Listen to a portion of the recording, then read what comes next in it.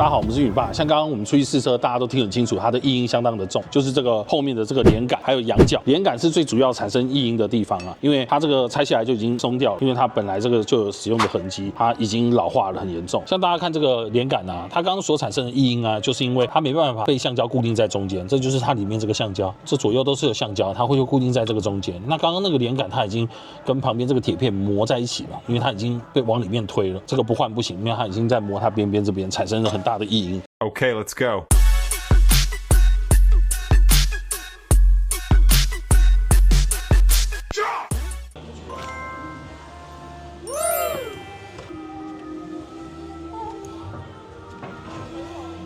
好，那现在已经是维修完毕的状态了，它完全是没有声音了。那这个就是我们今天维修的部分啊。如果其他车友你有发现自己的车有产生异音啊，或者是奇怪的震动啊，也欢迎你来雨爸这个地方，我们把你车顶起来帮你看一下，或者陪你去试个车，就可以知道问题出现在哪里。至于要不要更换啊，还是由车主自己决定。谢谢，拜拜。